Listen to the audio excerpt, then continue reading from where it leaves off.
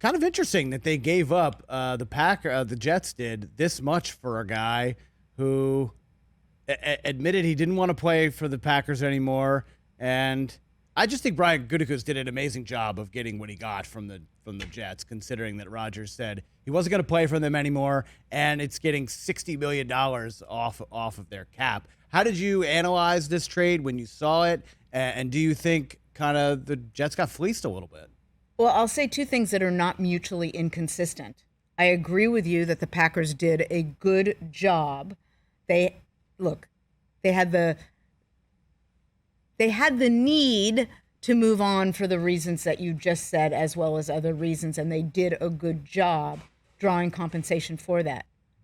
But if the Jets got the man that they wanted, whether you agree with it, whether I agree with it, whether anyone thinks he's the right guy, if they got the guy that they want and they're comfortable with what they gave up, then Jets fans can be happy as well. In other words, it's not mutually inconsistent to say the Packers did very, very well, which they did.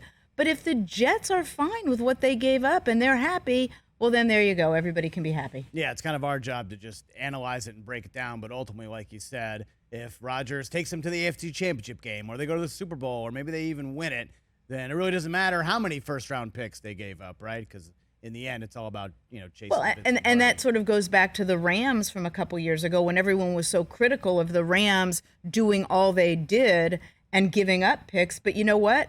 I don't know a team that wouldn't do anything they could to win a Super Bowl. Now, I'm not suggesting that's going to be what happens for the Jets. Maybe they make it to the playoffs. Maybe they don't. That's a tough division this year with the divisional games and then the out-of-division games they'll be playing. But if this is the guy the Jets wanted and they're willing to give up the compensation they did, then fine. Do you think this puts the Jets as a top 4 team in the AFC or just a playoff team? Like, where does this put them now? Because, a lot of people, I think they have, the 4th or 5th best Super Bowl odds now, because a lot of people are projecting that they could be. And I think it's way too early to tell. Look, it's April. There's still more free agency to go. There's still the possibility of trades to go. Every single team is one bad injury away from a bad season. I don't think April's the time to be projecting. And I recognize that that's what people in this industry do. They project.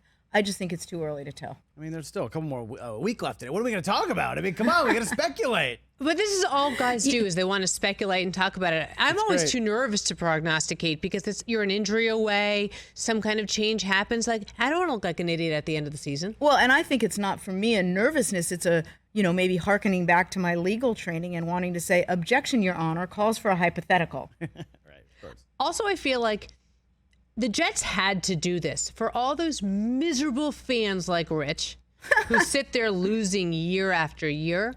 They had to do something now. They had to make this happen. There's no fleecing to be done, Christopher. When's the last time they won anything? I mean, let's face it. Okay, we're a little jaded. 12 years, yeah. It's a long time. And also, I have to fix something because it's going to haunt me because this is just the way I am. I think I used the wrong objection. It should have been objection, Your Honor, calls for speculation. Speculation. Catch the Rich Eisen Show every single day on the Roku channel, 12 to 3 Eastern, for free.